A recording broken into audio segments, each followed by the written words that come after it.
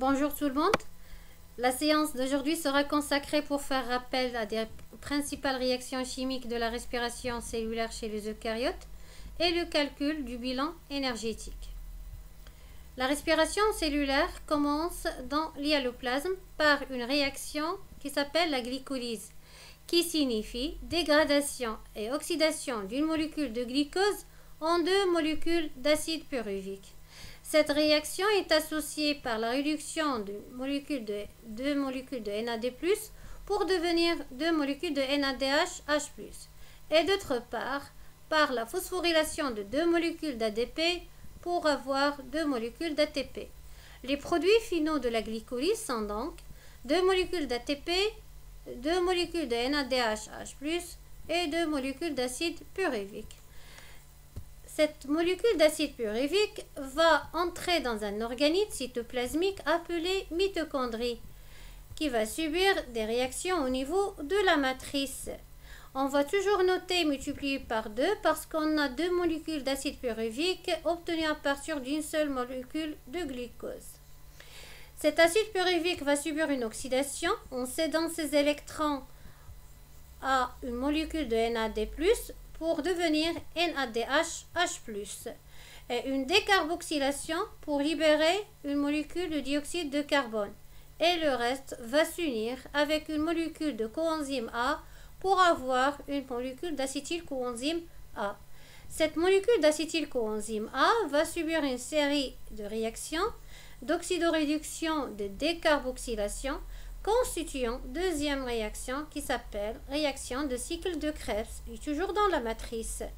Les produits finaux de ces réactions sont le dioxyde de carbone qui va être rejeté en dehors de la cellule parce qu'il représente un déchet, une molécule de GTP multipliée par 2 pour être convertie en deux molécules d'ATP, une molécule de FADH H+, qui représente une molécule transportrice de protons et d'électrons, et trois molécules de NADH H+, qui représentent elles aussi une molécule transportrice de protons et d'électrons.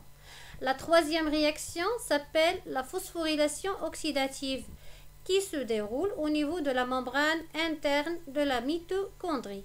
Suite à la réoxydation de ces molécules transportrices d'électrons et de protons représentées par FADH H+, et NADH H+, il y aurait la synthèse de l'ATP.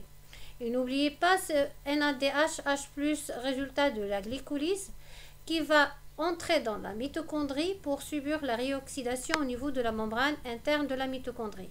Maintenant, on peut faire le bilan énergétique de la respiration cellulaire, sachant bien qu'une molécule de NADH H+ assure la synthèse de trois molécules d'ATP et qu'une molécule de FADH H+ assure la synthèse de molécules d'ATP.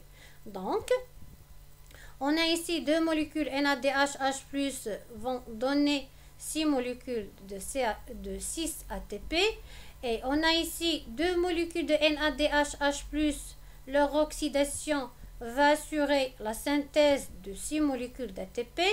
6 molécules de NADH H+ vont assurer la synthèse de 18 molécules d'ATP, et ces deux molécules de FADH H+ vont assurer la synthèse de 4 molécules d'ATP, sans oublier ces deux molécules d'ATP. Faisant l'addition, on va trouver 36 molécules d'ATP. Et n'oubliez pas ces deux molécules ATP, résultat de la glycolyse, qui doit être additionné à ces 36 molécules d'ATP pour avoir le bilan énergétique de la respiration cellulaire, 38 molécules d'ATP. Donc maintenant, on peut déterminer la réaction globale de la respiration cellulaire.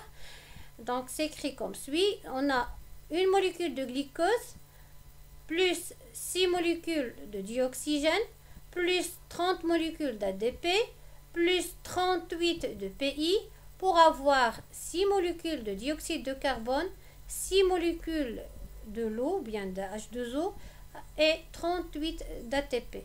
Donc d'après la réaction, donc on comprend que la respiration cellulaire C'est une réaction de dégradation complète de glucose dans un milieu aérobie avec un rendement énergétique très élevé.